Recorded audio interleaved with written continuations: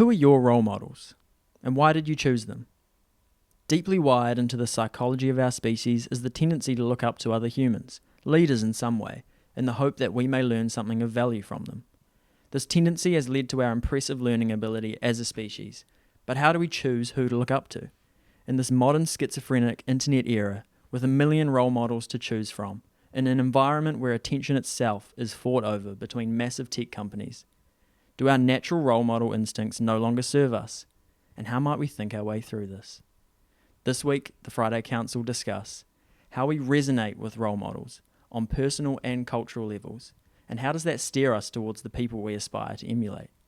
We discuss fraudulent role models and the high levels of trust necessary to follow online role models. And a very relatable critique, I assure you, of our parents as role models and their inevitable fallibility. Without further ado, this is the Friday Council. Welcome back to the Friday Council podcast, episode 40 today. Thanks for joining us. My name's Nav and I'm joined by David and Daniel. Me. Yeah. David, kick us off with the topic today, man. Your suggestions, you do it. Sure. So the general topic is role models, and I guess coming at that from multiple angles. Are role models important? Should we take what role model? Oh, should we? How do I articulate this? Sorry, I'm having a. Yeah, we're just role models. We'll just go from there. Role models. Role models in general. Modern role models. I think our relationship to role models is going to be different now. Yeah, with the different world we live in. Sorry. For sure. Also, not to be confused with the 2008 hit movie Role Models. Oh yeah. But J. Cole's song. Yeah. Well, I just think maybe I'll just start us off. I was thinking earlier on this topic when I was younger, my sort of role models that I can remember growing up would be like your rugby players, particularly in the Crusaders. We're from Christchurch here, got the dynasty. But it'd be like, Richie McCaw or Dan Carter or the All Blacks. Like, it still seems ingrained in New Zealand culture, like being a proud rugby nation. Like we look up to our All Blacks. And then, we've had issues or things in the past we hear of like these specific role models that I think, like, example would be like Jesse Ryder, for example, was like a cricketer. Everyone looked up to him. He was great as an opening batsman, but he just couldn't handle like the alcohol. So I think it's important, although these people are considered role models to us, they are still humans. Like, they're not perfect. Like, it doesn't matter how awesome they are or what they achieve. Like, it's still got to put it down to a human level. Yeah, well said. I think that's where what I was trying to articulate is essentially taking what our role models say with a grain of salt, take the good bits and discard the negativity. Essentially, don't take their word as gospel, I think is what I'm getting at. I think that's an easy fallacy to fall in, where we think our role models are perfect and they have no flaws, and then, yeah, they do have flaws. So, yeah, take the good bits and disregard the negatives. One of the points I wanted to make, you mentioned gospel. Obviously, role models don't have to be alive currently to choose. Yep. And we have the privilege, talking about modern role models of the internet and having all of recorded human history at our fingertips. And that also means all the recorded auto and just regular biographies of the great people that have lived on this planet. You mentioning gospel, I was thinking a common role model for a lot of people would be Jesus, right? Asking Christian. Fair. Christian, yeah. And I think that is great. And I know, is it genuinely accepted in the church that Jesus wasn't considered a perfect person, was he? Like, he had his flaws as well, or? No. If you're looking at it from a Christian doctrine perspective, Jesus would be the ultimate role model because he was free from all. So the best way to explain it would be like, if you're looking from a divine perspective, you have the God side and then the human side, because he's both human and God. So, Cool. but like, yeah, there'd be no flaws, sinless. That's like the ultimate role model in that aspect. Right. And Yeah. I know it's accepted that, although possible, it's accepted that most of us will inevitably end up sinning or not achieving that high mark. And my point about Jesus being a role model is that even though it might not be, it is technically achievable, but you get my point. It might not be fully achievable, but it's like a perfect goal to always be aiming towards. Like, you always want to be truthful, and you're inevitably going to tell some lies here and there, and maybe you can fix those later in life. But having a role model that exemplifies like perfection in the way that Jesus does, I suppose, doesn't discredit him as a role model, being that it's unrealistic, but it's a constant. You can never fully achieve it. You're always trying to get better and better and better. And I think the best role models, that might be the best kind of role model. I would Yeah. disagree Please. only because it is unrealistic, because that's right, you can't be perfect.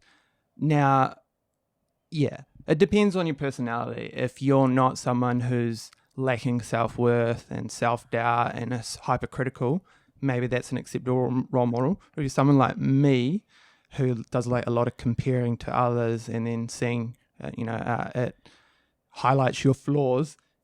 If I'm looking at a perfect role model, it's just going to make me feel like crap about myself, because I know that I can never achieve that. So for me, a good role model is someone who is far more human, because I can see, they have the same struggles that I do. And it's just, makes me feel better about my own struggles. So again, it's going to be completely dependent on who you are and how you perceive the advice. But that's my take on it. Makes sense. I've got this thing up here about qualities that we should be looking for in a role model. According to who? This is a website, Brilliant.io. Okay. Anyway, it's more of an article written by someone here, but they're saying qualities we should be looking for: leadership qualities, honesty, responsibility, respect, passion, so passion for what they're doing, vulnerability, humility, kindness, perseverance, patience, and courage. But so I would think from this, what I'm reading here is these are like your human, I guess, your core elements to like your qualities of your behavior and how you are, I guess. But there will be like a distinguishing difference between, let's say your focus is business and wanting to succeed and grow like a multi-million-dollar company. Well, they might not have all these qualities, possibly leadership, passion, responsibility, etc. But they might be lacking in some other things. But if their drive is just to create like a multi-million-dollar business, or to grow businesses, or it's that sort of thing, then it kind of doesn't matter how they are behind the scenes, as long as they're fulfilling that need in your role model, I guess. Yeah. Okay. Yeah, that's cool. That kind of fits in with it's not really a theory of choosing how to choose a role model in our current age, where we can essentially shop around throughout history and throughout living people for role models, to satisfy different niches. So we can have a role model, a business role model, and you can have a spiritual role model, you can have a parenting role model. I think that's probably the key. I want to ask you guys, how do you choose the best role models for you? Like, what's the strategy that we should all use, or you use, to choose role models? Or do you just go by intuition? Popular. No. Yeah, how many who has the most likes? I'd say probably trial and error. Yeah. Yeah, because there is no magic formula. So it's just going to be a learning curve. And naturally, your role models are going to change over time. So my role models, when I was 18 are different to my role models today. And it's important. And equally, your role models will evolve. So if I go back, I guess one of my role models, when I was around 20 or so, was Elliot Hulse. He was, really good YouTuber, fitness YouTuber, but also good life advice. And now he's gone full, I guess, red pill, if you will, a real extreme of it. And it's like, well, that's not for me anymore. So, it's important to recognize that your role models are human, and in all likelihood, they're going to change as well. So, I think it's just trial and error to find the right role models at the right time, and it's going to change, over the course of your life. Yeah, you mentioned, I agree, and you mentioned like you knew whatever his name wasn't for you when he started getting more red pilled, you said. So I would take a step back then and say, like, how do I know, or where have I learnt from other role models maybe that that's not what I want? And that's probably parents, right? Like the biggest role models. Like where do you get that? Like you knew it wasn't for you, but how do you know it wasn't for you? I think that's possibly another role model that's instilled that. No, I think that's just intuition. Yeah, I think you'll have like a core set of values, I guess, and those will change over time as well, but I guess you'll have some core ones that you probably were instilled as a child, and I think you'll just know if what they were saying once resonated with you and now no longer resonated with you. So that's a little bit vague, but I think just in general you have an intuition. Resonates can be a real hippie term, can't it? But it is. I guess. But intuitively, it makes sense. Everyone knows what you mean by it. When you say so and so, Jordan Peterson either resonates with you or doesn't, and and every role model could be. It's very personal. It's either going to resonate or not with you, and that resonation will change, I suppose. It does. It does. So why does it change, do you think? Well, I think just the nature of them being in public figures. So you can say the same about like politicians. If you're on the right side or the left side, you obviously tend to lean more towards those people who are representing the side of your political values. So, like if you're talking about our last Prime Minister, Jacinda Ardern, some people loved her because, and to be fair, she had qualities of like compassionate. She was compassionate, particularly around when we had like the mosque shooting. But if you don't agree with her, then she's horrible. Like, and that's just the nature of it. So public eye. So like Jordan Peterson as well, for guys like us, 18 to 35 or whatever, like trying to improve their lives. He in his prime, or when he kind of blew up on YouTube from his lectures and his podcast, etc. Like, he was the ultimate figure. He and he backed up what he said, but I guess for people on the left or universities that didn't really want to encourage like open speaking and him attending the universities, well, he was evil and they were trying to close down what he's saying. So I think it's just the nature of being in the public. And so when inevitably this blows up, this podcast, like some people will agree with us and others won't, and we can't please everybody. And ideally, like you'd want to try and be centrist so that you understand. You may not agree with everybody, but you understand their perspective, as opposed to just like towing the line of, I guess, representing one side. Like I would hope that me personally anyway, I'd be like level-headed enough to realize what I think is right, what I think is wrong, but still agree to disagree at the end of the day. Yeah, so now just take me back. I think you were asking why, or just refresh the question. I don't remember. It was something. Oh, why? How do we know? Was I asking? Yeah, was it why how does it change? Yeah. Why does it change? Yeah. Why does who you resonate with change? Yeah. So I think the two reasons: your values change and their values change, and so one way or another, you'll essentially just become out of sync.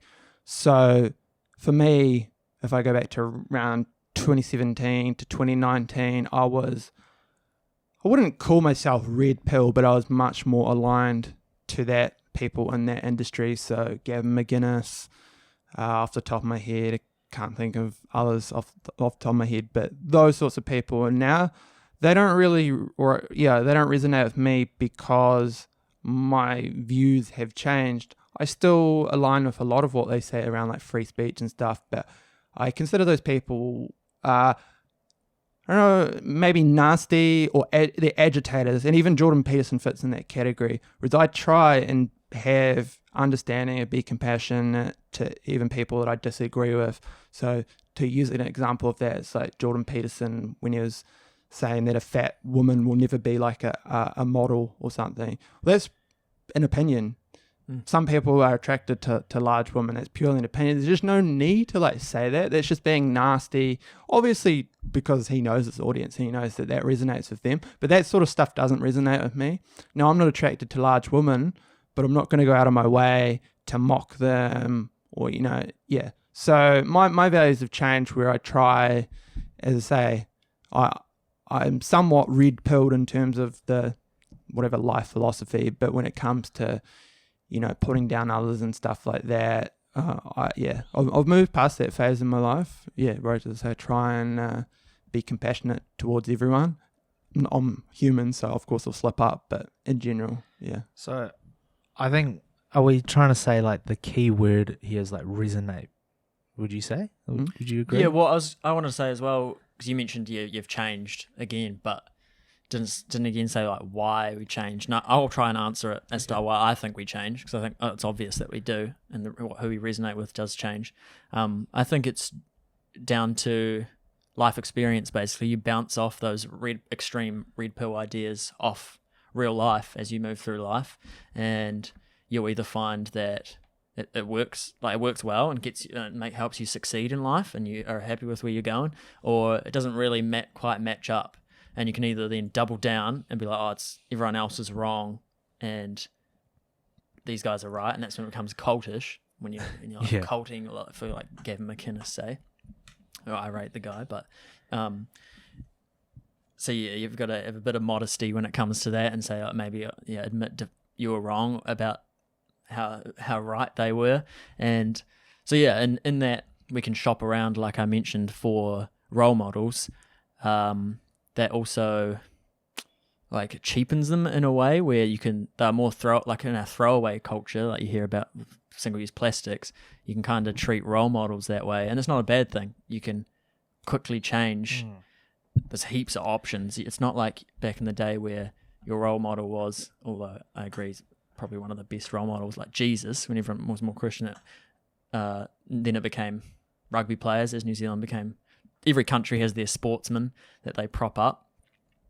I want to ask, anything else to add to that before I ask you guys a question? I'd just say I think I agree with you that it is a lot to do with life experience, and I'd also say like your age, because there's certain times where you start to realize. So, I think when you're a teenager or even younger than that, like you're but yeah, I guess early teens to 18, and sort of that's when you consider like you're finding yourself and realizing what you enjoy.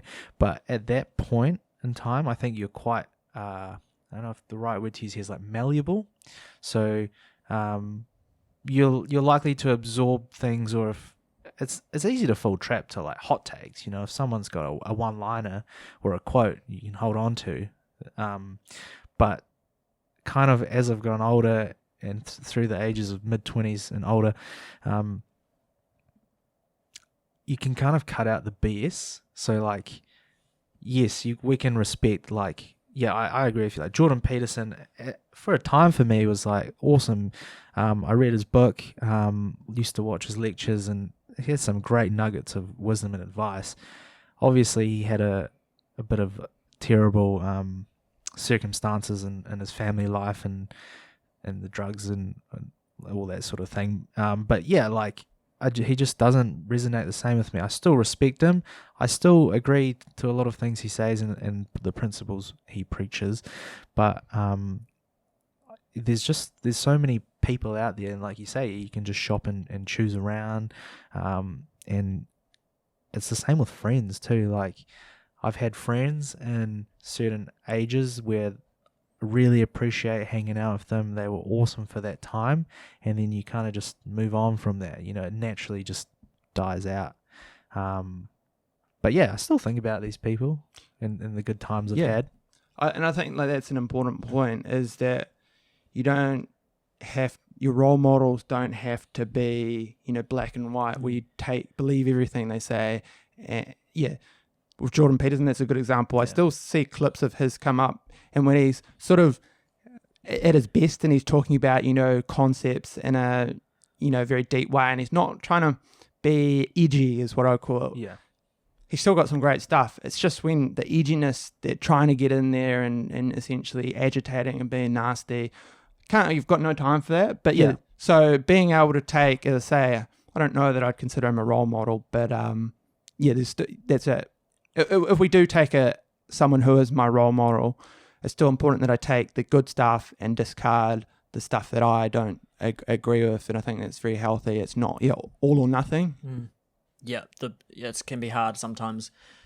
Oftentimes a good role model is, for better or worse, very charismatic, and that can pull you in, to the all or nothing. Like Donald Trump. That's a good example. I'm reminded of, you mentioned high school years. I know, like, developmentally and evolutionarily it makes sense. You're leaving the nest and you're trying to like explore different ideas, and that's part of being a teenager. You're very social. You meet a lot of people, and that's just, you can't help it, as much as you can't help finding a pretty girl attractive. It's built in. And it reminded me of what I think should be a teenage or very like young 20s phase that men should grow out of, is the like SJW pwned videos and compilations, where, like you said, it's like edgy and it feels good. It's like a dirty buzz, like you've mentioned. Feels good, but it doesn't get you anywhere, and takes some people longer than others to realize that it's not actually getting you anywhere. It doesn't like help either side. Even though I agree usually that the SJWs getting pwned were in fact wrong. That content is not like generative of good things. It's like it's an attack. Although in fact some of them deserve ridicule sometimes if they're on the public eye. I agree, but that content, and I feel like even as a culture, that content, it could just be my algorithm. As a culture, that content we've kind of grown out of. I feel like a lot of our recent history, last 20 years as a whole globe, really, feels like the internet itself is maturing into and kind of following the path of adolescence and whatnot, with massive popularity, and like video essay content is now a thing, which was never really a thing. Early YouTube, and now. I honestly don't know, because could just be my algorithm. Yeah, that's what I think. Like, we talked about algorithms in a past podcast, but your algorithm could be completely different to mine, and I'm like, I have no idea what's going on now with like kids, for example. I know there used to be that it's like the Spider-Man Elsa videos like not long ago, but I would be completely ignorant to like who's popular or who you would consider like the role models of kids and adolescents these days. One, because I don't have the time, so I'm not gonna like go in there and find out. Two, like, I would tend to, the time that I do have, I'd be wanting to listen and consume content which is more closer to my values or aligns with what I enjoy watching. So I guess it's really hard to know. Like, there's so much out there, there's so much content, but yes, there will be like outliers. So like Joe Rogan, for example, because he's got such a big podcast, and whether you disagree or agree with him or like him, dislike him, like Andrew Tate, he's just popular, very easy to trend, and as well as you like more videos or more content's put out about controversial topics, well, that gets clicks, so more people do it. Just naturally will generate more, more interest in said people. So I think, it's more, we don't want to discredit like anyone and who their role models are, but it's just going to be completely different for each person. Yep. I want to ask you guys, what the effect just popularity in general has on the role models that we choose ourselves, and maybe just the role models we have to choose from. Just as an example, rugby players is just massively popular on a cultural scale. Like all of New Zealand, probably less nowadays, but all of New Zealand just idolise the Richie McCaws of the country, you know. And they have heaps of popularity. Like probably the most general role models we have, maybe other than Jesus. But so I wonder how much. And we say we grew up, myself included, to a small extent, looking up to like Richie McCaws, and that was kind of just given to me. I didn't choose Richie McCaw, and I think it's kind of a self-fulfilling prophecy where it's so popular, he just holds, or rugby players just hold their position of power, and I don't know if that necessarily means that they're the best nor the worst. Obviously not bad role models. So yeah, it's just popular role models. Does that devalue them in any way? Or what does popularity have to do with role models, I think? I think it depends what they're popular for. So it's easy to say for us as New Zealanders, generally we're a small country, and we do have tall poppy syndrome, but when it comes to rugby, that kind of just gets thrown out the window. As a whole, not everybody, but we want to see the All Blacks win, right? It's ingrained in our identity as a country. I don't know what it's like. I'm thinking, they say South Korea, for example. Well, perhaps it's like K-pop stars. That's such a big market over there. It's probably different for each country. If it's the US, well, definitely. There's how many, 300 something million people there. You're gonna have countless numbers, but I think it's just because of our smallness as a country. Naturally, they're kind of chosen for us, but we can, as we get older, we distinguish that. I still respect rugby players, and I don't see them as huge role models. I think they're more people that now, for me anyway, that if you're a teenager or wanting to learn to play rugby, yes, but just as a general sense, I wouldn't put them up there any higher than an intellectual or a scientist or whatever. I don't know. Yeah, I don't think that popularity devalues them, but does give them a bit of an unfair advantage in that, because they have so much publicity, people are easily drawn towards them, and maybe not for valid reasons. So to use the example of Jacinda Ardern, she was very popular, but was because I guess she was charismatic, she had good people skills. But I think if you analysed her values, I'm not sure that there was much substance there, ever was much substance there.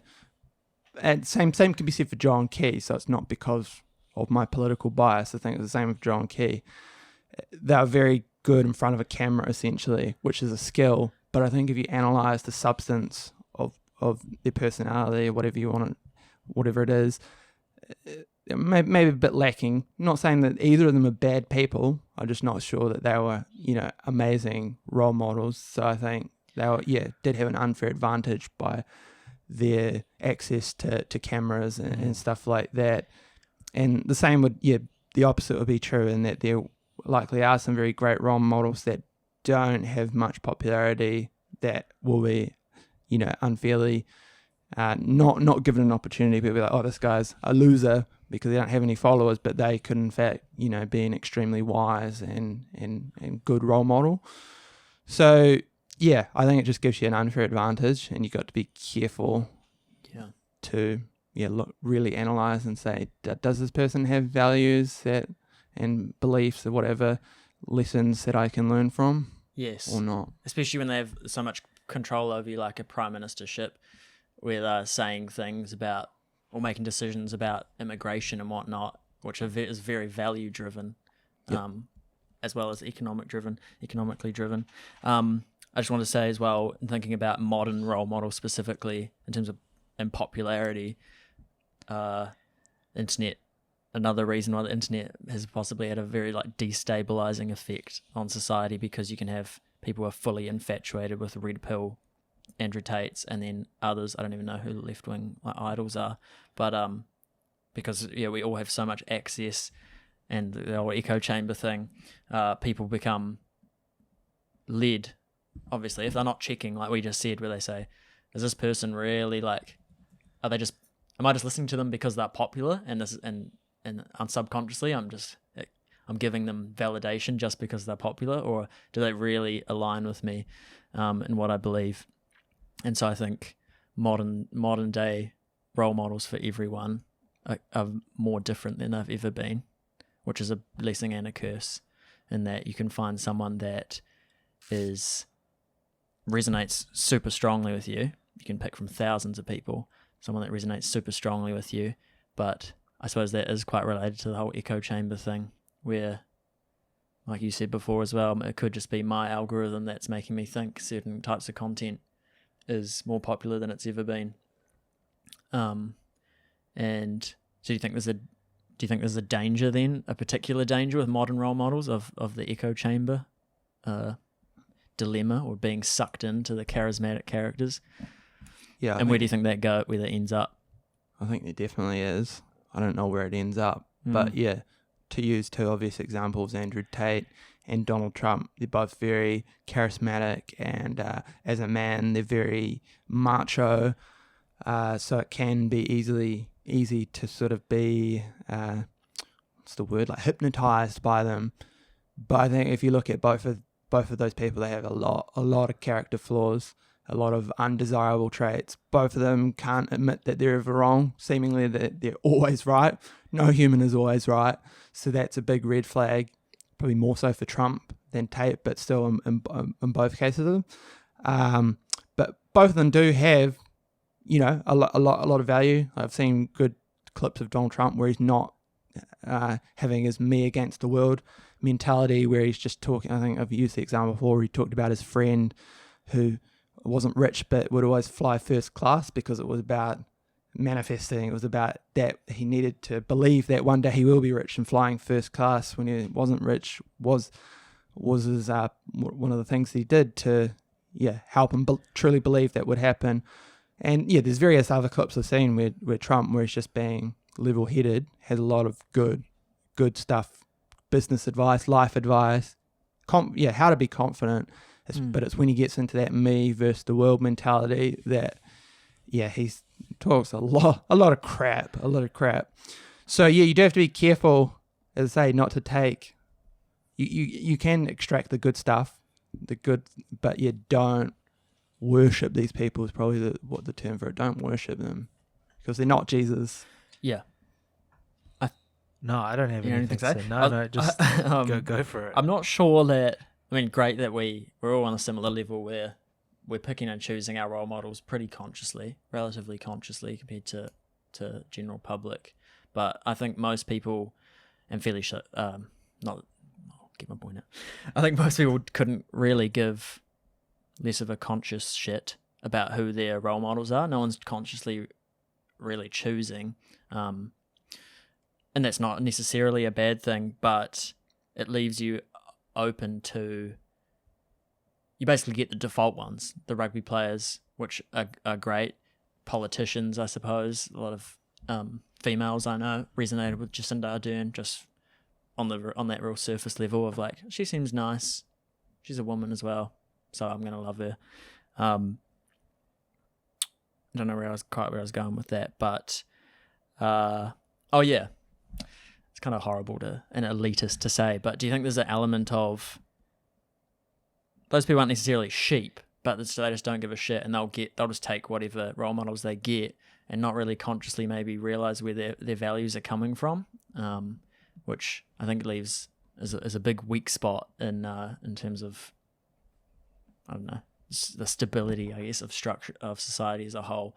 A lot of the population, are left open to just whims of what everyone else is doing. Yeah. Because we're so social. Yeah. They'll just go with the flow, basically. Yeah. So good. Which is a fine place to take. I want to emphasize fine position to take, but leaves you very open. Yeah. So a good example of that would be John Key and Jacinda Ardern. There'd be a lot of people who voted for both of them. And both of those people have completely different values. So it's like, and yes, people's values can change, but I doubt in most cases, most people's values haven't changed that much. So it's like, how do you vote for John Key and how do you then vote for Jacinda Ardern? Unless you are one of the few people, which would be a very small minority, probably 10% or less of people who have completely flipped in their world views. Yeah. It's just because both of them, Unlikely. Unlikely. Both of those people are great in front of a camera and they're very relatable. But yeah, if you really analyze it, it's like, how did you go from voting for, a right-wing businessman to a left-wing communist, if you will, because Jacinda, there is that clip out there of her calling people comrades or whatever, socialist, whatever you want to call it. Two completely different worldviews. So that is an example of that. That's probably proof, isn't it? That Yep. that's a thing that's happening.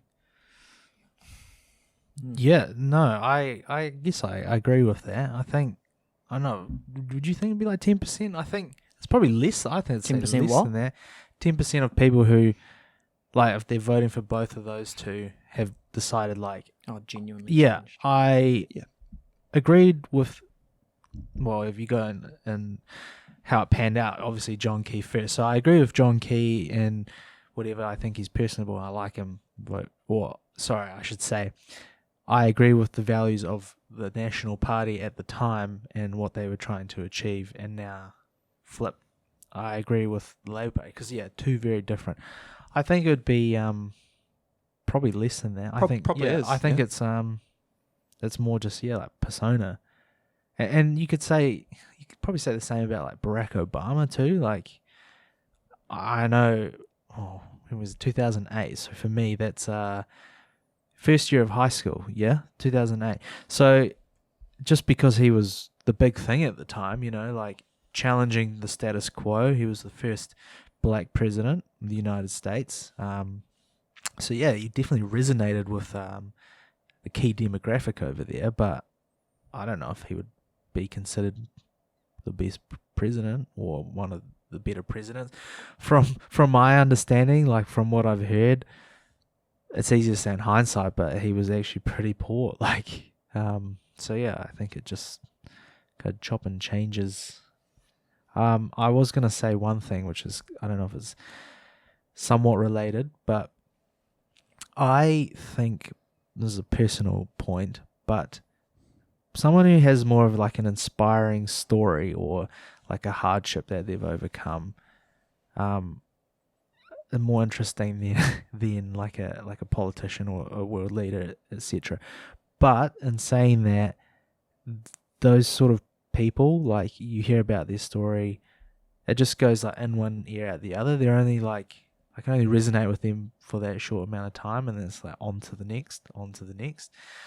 I don't know about you guys, but is it similar, or is it just me and my being? You might have to clarify the question. Okay. Sorry, So let's say I've heard. I blanked. No. Like I'm just trying to think of like the best example for this. So he came into the limelight, like David Goggins, for example, like pushed himself, like he challenges himself, he puts himself through pain. Like, he's inspiring to me. That's like, wow, okay, I resonate with the fact that he's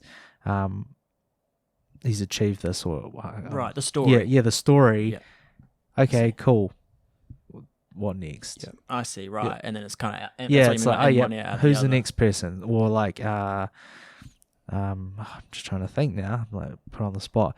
Like Louis Theroux, he's quite cool because he's like an interesting I guess, journalist, as you would say. He puts like interesting documentaries out there, and I was like went down a rabbit hole of just watching like lots of his videos, and then after a point of time, I was like, all right, I'm kind of done with this. Like, who's next, sort of thing. So maybe it's just me, No. or are you guys? No, similar? that'd be the same. And I think that would highlight whether they are truly a role model to you or not. So yeah, I'll be exactly the same. David Goggins, yeah, he's cool, but he doesn't. Yeah, what he has to say is not that relatable to me. Some of it is, but yeah, for me, I'm not going to delve into his stuff too much. So someone who I would consider a role model, and I only really stumbled across his stuff maybe in the last 6 months or so, is Robert Greene, because 99% of what he says resonates with me, and he's just constantly got these gold nuggets of wisdom. So yeah, I think you'll know, is it just like a flavor of the month, as David Goggins was, and who's like another more Jordan Peterson was flavor of the month for a while. You'll know whether it's just Tate to an extent, whether these people are just, I don't know, thriving on their popularity, or whether they are genuine role models too. If you keep going back to their stuff after the fad, like after the big wave of their popularity is over, then they probably are a true role model to you. If you find yourself forgetting about them, then they're probably not. Yeah, that furthers your point before about the National Labour flip. If someone has to have depth to them for you to stick with them consistently, and not in one ear out the other, like you said, and move on to the next internet role model that comes up. Like with the John Key to Jacinda flip, many people, lots of proportion of the population of New Zealand flipped, and that's because I think they don't care, fair enough, or they don't actually resonate that deeply beyond, she's nice, she's a woman, or he's cool, he's for money, I like money. Doesn't get much deeper than that, and it needs to be real deep. A good role model will have a real depth to them and resonate with you deeply. I think going back to the start where you're saying you just know, you change, you just know, blah, blah, blah. I think a lot of that, more so than we maybe would like to admit, comes from the people you spend the most time with, which will be your parents. And I think they instill a lot more of your values than you think. And it brings to mind the old cliche of you're the average of the 5 people you spend the most time with. Consuming online content, the parasocial relationship with a Jordan Peterson counts as one of those 5 people, basically. If you're consuming 10 hours of Jordan Peterson a day, he's going to be probably number one, the person you spend the most time with. So I think it's, and back to my point about people being kind of like just not giving a shit who they're consuming. It can be dangerous if you're consuming Andrew Tate for the memes, for the SJWs get wrecked content. You leave yourself open to being manipulated, I think. So it pays to be my point is probably it pays to be real conscious and choose your role models. Yeah. Choose ones that challenge you as well and make you better, because it's very comfortable and easy to watch that SJW pwned content. That's the kind of feeling you get. It's very easy. It's just entertainment. It's not, you're not looking at role models, even though you could say Ben Shapiro was my role model because he pwned liberals. Yeah. And he has some good depth to him, but yeah, if you don't give a shit, you're going to watch it, the entertainment value, and you're going to be led astray possibly if you're not real conscious about it. Yeah, I think as well, maybe like a somewhat good example maybe is like Liver King recently, like his ancestral tenets that he had, and like completely gone out the window, like because he was a fraud. Like so yeah, and saying that, like I think it can some people it can get to their heads. Others maybe not so much, but I just maybe want to add, if you're looking at let's say like the attitude of being hardworking, well that's probably a broad one, but you'll have like hardworking athletes, or you'll have hardworking businessmen. So you can look at specific people that will fill that niche or that attitude or behavior, whatever that you're trying to get to. But for other things, like where he doesn't matter so much. Yeah, there's just so many out there. I don't really know where I'm going with this point now. But I say, like, you think of football players, right? Like Cristiano Ronaldo, like main Lionel Messi. Like, we talk about these guys because of what they've achieved, how hardworking they are. But then someone like Bill Gates or whatever, I don't really know his whole story, but like I know that he's a wealthy businessman who founded or co-founded Microsoft. So yeah, it's so easy to just pick and choose and add. Like you kind of formulate and over time, like the more content or the more videos or documentaries or whatever you watch, like they just naturally will like shape you to who you decide to follow. Yeah. I don't think, for me, like just as we've been talking and having this conversation, I can't think of one role model that has like lasted the test of time through my life. So I was thinking, like, yeah, you were saying when you're younger, you spend a lot of time with your parents. So let's say you're like a 5-year-old, you know, most people say, my dad is my hero, my mum is my hero. You get old, like, you start to realize that my parents, I hate my parents now. Like you lose that role model. I just can't think of any that has really lasted or like a substantial amount of time. Like they all just inevitably fall apart. But I guess you was talking about Jesus, for example, like that would be, I guess, considered the ultimate role model. And for a lot of people, you know, like who follow him, has lasted from his story until now. Like I can't think of really any others. I'd say because, I think Jesus is a good one, because, like I said, because he's not alive to day one. And I think this probably goes for many, you know, the Stoics and whatnot are classic role models.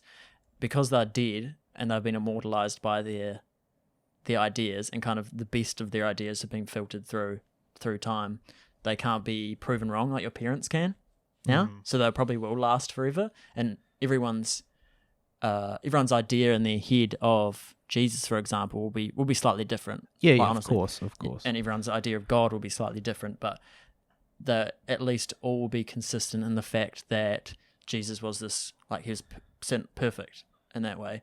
So I think in that respect, and possibly with other historical figures, like Epictetus, or Epictetus as I like to call them, like the Stoics, they have much more longevity potential in modern lives because they are not alive to show failure anymore, I think. And that's a good thing, I think. You can use that to your advantage, where you read up on them and they can never disappoint you. Unless you find out some hidden manuscript that Epictetus was an angry drunk or something. And But I also wanted to say I have kind of, it tickles my ego sometimes when I see semi-popular, like, what's the word I'm looking for? Role models that come and go. They have a real short, and they've turned out to be a fraud, like Liver King. Yeah, I'd have to admit, I do get an ego tickle when someone like the Liver King, who I never consumed his content and whatnot, and I go, well, guess I'm right. I have a pretty good, like, I didn't choose him. He was guts for everyone who looked up to him, like, and it tickles my ego. So I'm like, it looks like you need a better moral compass, guy. You couldn't sense that he was like a bullshit. Yeah. But that will happen to me as well. Well, I'll just say from that, because we talked about the list of like those qualities, definitely lacking honesty, because the whole time, like, he obviously knew, and he was completely preaching a different example of what he was talking about. So yeah, I agree. Like in that circumstance, it's great to see like a fall of a guy who's a huge fraud and claiming something they're not. Yeah. If it's like so happened, I mean, like, Jordan Peterson, although I think he stayed consistent. He stayed relatively consistent, but obviously it's easy to understand because of what was happening with his wife and his daughter, like their health issues. Like, yeah, totally. I can like see the compassion behind that. And although his popularity like fell, I'm not like, shame on him maybe it could be more biased because I somewhat agree with what he's saying, but yeah, if it's just someone who naturally just had a bad run or whatever, or like society just shunted them out, then it's kind of hard. But yeah, someone like the Liver King is totally like, you deserve it. Every last thing. Yeah. I think, do you want to say? Not much. Just maybe the fact that Liver King might actually become a better role model now if he has a redemption arc. Yeah, he has potential. Yeah. So he Yeah, might actually it's become true. a better role model if he owns it and, essentially gets given a second chance. And then, I'm not saying that it will definitely happen. I have a feeling that he may still try and minimize what he's done rather than completely owning it. But, someone who does get found out as a fraud, whether it be him or someone else, actually has the potential to then become a better role model than the one that they were portraying, because That's a good point. they can essentially become more authentic. Yes, you can own. Yeah, there's power in owning your mistakes and Yep. admitting you're wrong. Counterintuitive to. That's a good point. I didn't think about that. Yeah, it's a good point. I think internet role models, modern picking and choosing, shopping around for role models, because, like I said with Jesus and Epictetus, how they're not alive anymore, so they can't be proven wrong in the same way that Liver King can. You know, if Liver King lived 2,000 years ago and they wrote a story about just from his upcoming and his rise to fame, didn't include the rest of it, then nowadays we would look back and be like, this guy was a fucking man. But I think modern ones with the internet, being that we all know you can pick and choose what you put up, like Instagram, you only show your best bits, requires a lot of trust, kind of blind trust. You can't know all of Andrew Tate. Like, he's very specific about what he puts online, so you can only that's why you respect I respect like the Jordan Petersons, because they're quite open, and you can just tell. There's no way to prove it one way or another. You can just say, I have a feeling that he's been honest, and I'm trusting that he is the person he says he is online and in real life. And I think that's, I don't know if it's a skill. It works off intuition, like how much you're going to trust someone online. But like for me, perhaps Liver King just never resonated with me intuitively, and so I could never trust him. I never had that trust for him. Whereas Jordan Peterson, I have trust in him, and I would be like heartbroken if he turned out to be not who he said he was, and just didn't actually believe all the stuff he was saying. So I think it's a skill to be able to. That's why I get an ego tickle when someone like that's proven wrong, because it's like, I must be really good at choosing who to trust and not recognizing trustworthy people as a skill. Do you guys think it's a skill, or it's just innate, and some people are more gullible than others? Or Yeah, it's a hard one because, like, if I'm being honest with here, like, there's certain people who you could say have wronged me in the past that I would just be like, nah, I don't want anything to do with anymore, and shut them out. Or it kind of depends. Like David, for example, in high school, we went to primary school together, and then there was probably a year and a half, 2 years in high school where, like, friendship, we went to different groups and bit of I won't call it a feud or whatever. Bad blood. Yeah, just a bit of bad blood, but like water under the bridge now, because like we've naturally gotten older. And I think for us, like, hey, the good thing at the time, we both were really interested in like sports, so that was like a thing that like brought us together, or like showed like more interested. Whereas if it was like, I don't know, an old friend who well, we know, like, someone who wronged me by taking money and not being honest about it, like, and like, I'd be like, okay, well, cool, you've shown your true colors here, like, I just can't be bothered with you. So depends on the person. So like, I suppose. Sorry. No. I've pretty much finished what I was gonna say. Working hard not to interrupt. I suppose we mentioned our parents, and I think they are the biggest role model in our lives in terms of top 5 people we spend the most time with. Like, we've spent most of our first 15 years almost entirely with our parents, kind of thing. And obviously, because you spend so much time with them, they have much more opportunity to show how fallible they are and how shit they are, as opposed to the Jesus and the historical figures who can never now be shown to be infallible. So it's not that I don't think we would say our parents aren't role models, but like you said right at the very start, you take a lot more of their stuff with a grain of salt. Mine are still role models, and I think to one extent or another, there's all parts of our parents that we look up to, and even if they didn't, even if they didn't pull the trigger and succeed in what their morals were, like I think most of our family's morals are like the importance of family, and whether they executed that moral well or not is almost irrelevant if that's what you've received from them, is that like a stress on family and importance of family.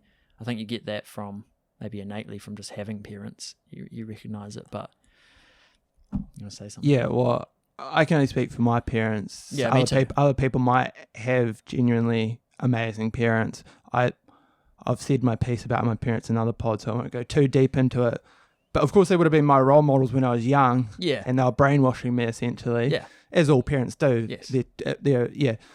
As an adult, no. And I think it's really careful, and I've said it before in another pod, to realize that your parents, their word isn't gospel. And if you want a different life to them, you're going to have to look, and you're going to have to shed a lot of the crap that they instilled in you. And I'm currently in the middle of that process. Shedding. Yeah. Yeah. And I think my parents essentially just imposed their beliefs and their life onto me and my siblings. There's no thought about it. There's no thought about, how do we raise these kids to maybe be better people than we are, and I don't even mean that in like a moral way, but in like a social way. How can we make sure they get better jobs or form better relationships, because we're aware that we're not. They're completely ignorant of their weaknesses, and essentially they've just instilled their life views upon their children without any thought about it. So I'm sure there are parents out there. Like my sister, I can see as a parent that she's trying really hard and is an amazing parent to ensure that she cultivates, her child's interests rather than just imposing her beliefs upon him. Yep. And she's very cognizant of her weaknesses and doing the best not to impose those on her children. Yes. So I guess it just depends on who your parents are. I think it'd be all to a matter of extent, because I actually the exact same. I agree with all the points of my parents, and I imagine most people will, to one extent or another. I think it's it could be a kind of a hang up when society was more homogeneous, is more the same, where our parents are and their parents especially just did it because it's what everyone did, and that's the reason for most things. Yep. And it's not like, and every parent wants a better life for their child, but it's a matter of extent whether certain parents realize that they're just doing this because it's just what you do. Yeah. And doing the same thing over and over is going to get the same results. Yep. And Totally. some realize that more than others. I think, but the intention's good, always good. I think with most parents. Yes. It's always I wouldn't. I would agree with the intention aspect. Like, very easy to say in hindsight now, but like, one thing, if we talk about my parents, it was always like, okay, you've got to study, work hard, go to university, get a well-paying job. And it was like, but why? Like, why? Like, what if this is? I didn't know it wasn't for me, but it was more like, okay, this is what my parents did.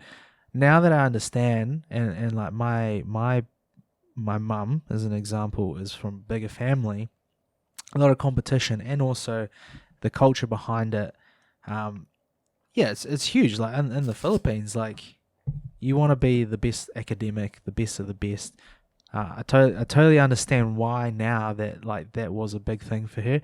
If it was me, and if I was in her shoes, I totally would have played it different. I would have been like, okay, what does he enjoy? What does he like doing? How can we support him in doing what he likes to do? And so that's my goal. Like, if I were to be a parent, is to try and recognize that and not just be like, okay, we do this for the sake of doing it.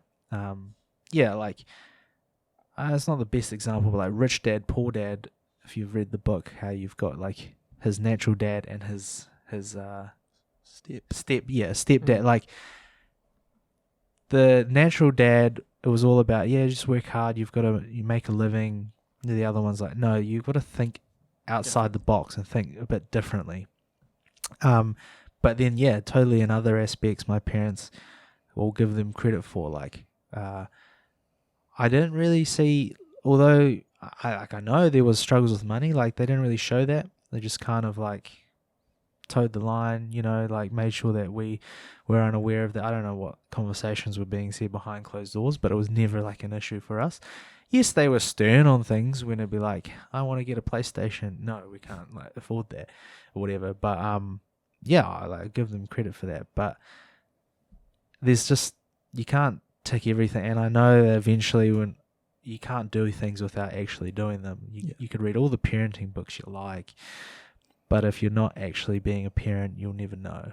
You've kind of just got to like. They have many opportunities to show their weaknesses. Yeah, but I think anyone like we'll be exactly it's the quantity of weaknesses and mistakes are so vast as a parent. All the micro little things you could have handled better and differently will be pretty, for all intents and purposes, exactly the same. Hopefully less every generation, but we'll do things completely the wrong way, and we'll have ingrained in us that you don't. I mean, it's kind of changing now, but even just 10 years ago, the thought of like a daughter being on OnlyFans was like horrific for most parents, I'd say, and still is for many parents. I know, like, everyone will have their own examples about how they differ from their parents, and then life will reflect back to you whether that was a good decision or not. Whether it's like, I'm going to get into meth, mum and dad.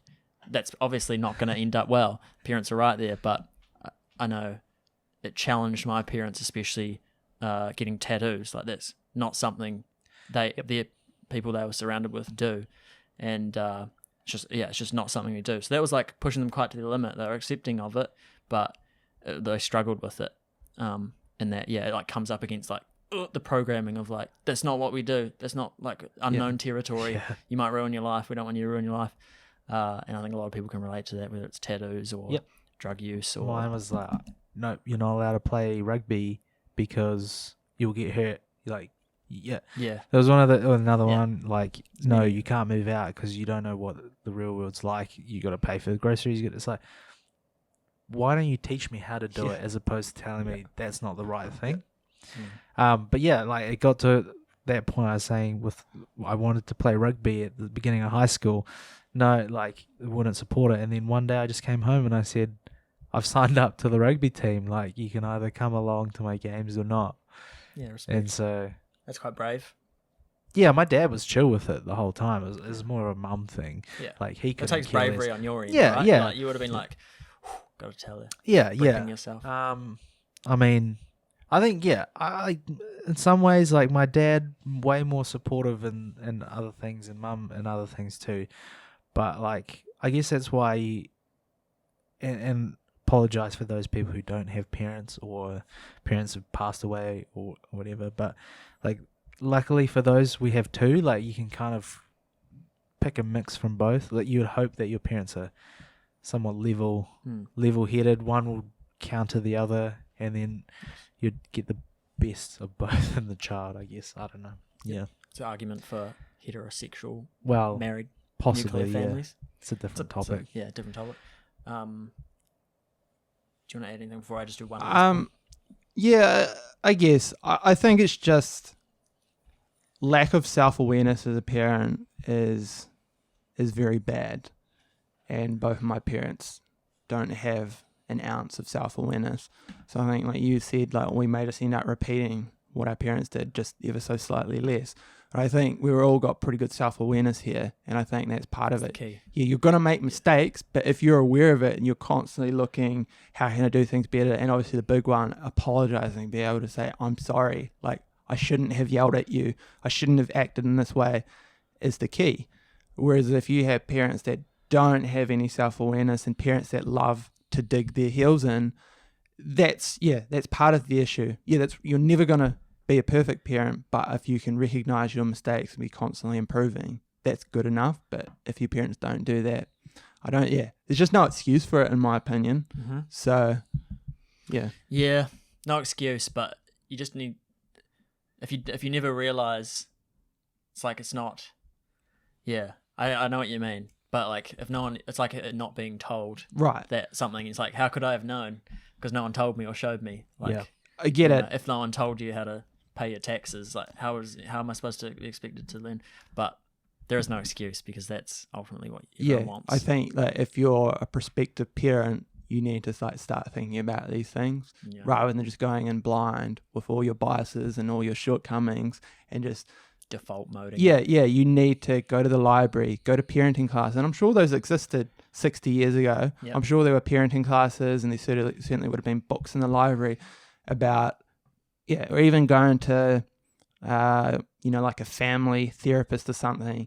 And that'd be really radical, right? And trying to iron out, get a therapist or a psychologist to like pick up on what your weaknesses are, and then it is what it is. Yeah. So I say that's kind of a good point because I would never be thinking of anything like that. But my wife, her family growing up, they had like a therapist. Well, I'd say it's more of a counselor or therapist that they would all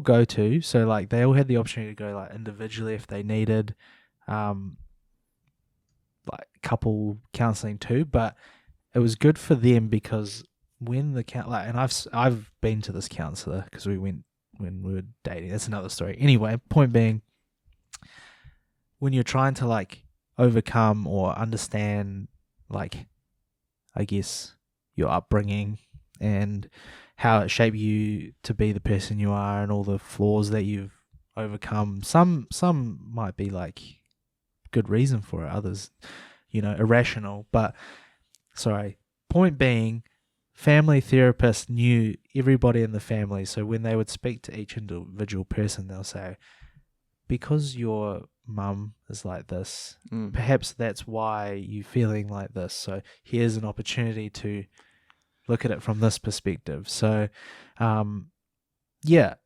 was a good thing for me to know, like before I guess knowing the family, because it's like you get to understand the dynamics of how everyone it's like works. a cheat sheet. It's kind of like a cheat sheet. That's super healthy. Very good. I think that's amazing. Hard to argue otherwise. It's and pretty unarguable. That essentially, if you do lack self-awareness, maybe you need like a therapist, counselor, psychologist to point your flaws out if you're that ignorant. But it takes self-awareness to go there in the first place, doesn't it? I suppose, That's my point. And then you also have to have an open mind because most people don't like hearing about what they're not doing well. Yes. And there's one example, so my parents are the sort of people who don't believe in psychologists, therapy. It's all just, overthinking essentially. It's all rubbish. But there was one instance where they took my brother to, I think, a psychologist because of his behavioral issues as a teenager, and they gave essentially a reason as to why he has his issues. And I think it was either it was one or both of these things. It's either that they're not around often enough, he's got too much time alone, or they're putting too much pressure on him, and they just have dismissed that as that's rubbish. So it's complete ignorance. It's we were always there and we did this, blah, blah, blah. It's dig your heels in and rather than being like, oh geez, maybe you're right, it's no defensive. Yeah. So damn, that's a shame, isn't it? Do we Well, final thoughts? Probably close to wrapping up. Or do you want to give a no? I was gonna say it's in popular culture currently there's talk of a lack of, or a men's, specifically for men, role model crisis, like a lack of good masculine role models. I think in Western New Zealand particularly, mostly female teachers, dads at work all day, we see them for like an hour or two at night. Mum maybe didn't work at all, or is on average, we have plenty of feminine role models growing up in those ages where we're extra malleable and it's extra imprintable. A lot of female role models. Obviously, my dad we all had dads around, but definitely not as much as females around. And do you guys think, real quickly, there is a crisis, if you'd call it that, or a gap? Yeah, a gap. A gap, I think, yeah. Crisis might be an overstatement, but yeah, there's a gap. And that's why I think people like Tate can be magnetic, but I don't think they're the right role models, especially for kids who maybe can't look at these things in a nuanced way like we're talking about. Take the good and dismiss, some of the stuff he says about females, which even though he might say it's a joke or hyperbole, I think should be disregarded. So I think it's more important to find role models, sort of like what we talked about last week, like The Rock or Antonio Brown, who are masculine, very masculine people, but can be vulnerable, talk about their weaknesses, and just much more level-headed. Find people who don't play God, essentially. I think, these people like Tate who think they're God are poor role models. You need to find someone who can, show you that life isn't black and white. So, I think, Robert Greene does a very good job of that, talking about both himself, his weaknesses as a human, but also himself, and also the human race in general, about some of our flaws, biases, etc. So find someone authentic, probably is the right word. Yeah, I'll say, I think there's definitely a gap. I think in general, due to modernization, basically, I think men, or boys at least, don't even know how to be men, or don't really know on a mass scale who to look up to. Like, everyone's trying to figure it out, and that's maybe why we've seen these masculine kind of Jordan Peters, they're all slightly different angles, and it feels like everyone's kind of feeling out what is traditionally masculine now, because a lot of our lifestyle has destroyed the traditional masculine, and so trying to figure out what to replace it with. Interesting theory about the world wars being intentional or not, up to you to consider, of basically getting rid of the most masculine men, the most highest testosterone, more likely to be reckless, more likely to be soldiers. Just it killed off a lot of the most testosterone, most masculine guys on a big scale across the world. But that's one part of a lot of modernization that's kind of displaced men. We don't have to earn the money anymore, so it's not really a protector role. We're not fighting wars all the time, so there's definitely a gap, and I think we're figuring it out as we go. Yeah, I think I'd say there is a gap. But then it's up to the individual who would want to plug that gap, I guess. I mean, if you don't have a good role model, like a dad as a role model, well, who do you go to next? Well, it kind of depends. You're on your situation, obviously, but if you've got the opportunity to go to a good teacher at school, that could be make or break. It doesn't necessarily have to be. Yeah, well, that's the thing. If we're talking about male figures, teaching's also more of a female profession. So maybe not if it's a church, possibly going to see a pastor or priest or whatever. I just feel like good masculine role models are more rare than good female role models. Yeah. They are, but as I say, I think it's critical to find a healthy role model. As I say, a role model like Tate, while he does have some good, life advice in terms of owning your shit and discipline. The idea, he's got parts of masculinity that make him so popular. He does have that toxic side where he talks about females essentially an object. They're there for you, and holding them to absurd standards, like they should be virgins and body count and all that shit. That's not masculinity. Find a man who can, as I say, talk about the nuances of life and doesn't have that hyper toxic side. I think it's possible that generationally that masculine wisdom's been lost. Just simply going to an older man doesn't necessarily know that he knows what the fuck he's doing either. Our parents. I feel like it's, if you go, like I said, with the world wars, that's a couple generations ago now. it's possible that that wisdom has kind of been lost, and we have to kind of maybe refigure it out, Maybe piece it together by historical masculine figures, and also with piecing it together with parts of Andrew Tate, parts of Jordan Peterson, and whatnot. I Maybe, think yeah.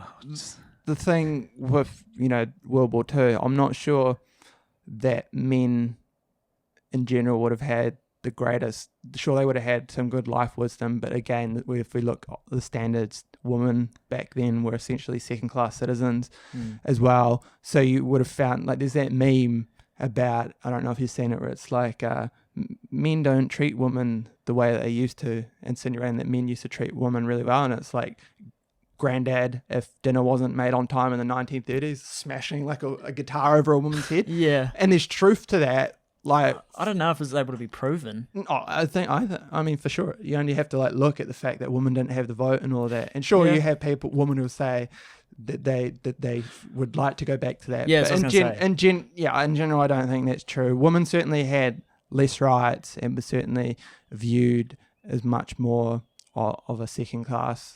I don't know how much that is. I might disagree, because I don't know how much of that is just a story we're told now. I think it's definitely true. I think like the no voting. Yeah, I mean, like you could statistically look at like domestic abuse and whatnot, but I feel like my partner openly admits whether she actually knows she wants it or not. She's been serious. Yeah. She's like, I'd happily not have to work, and I don't know that it was necessarily like legally they were second class citizens, but yeah, I don't know. A good real example is when my grandfather died, and grandmother was still alive. She was completely useless once he died because he did everything. So that's that she had no skills. She didn't know how to like manage finance or anything because it was all done for her. And so you could argue that that's good in a way, but in a way it's not. It's essentially it's like in Middle Eastern countries keeping women uneducated. Yeah.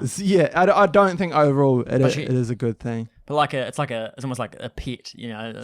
We're told that like women were treated almost like a pet, but I mean, I look at the cats' lives. I'm like, you have the best life ever. You have no worries. Yeah. You couldn't live in the wild. You couldn't do shit for yourself.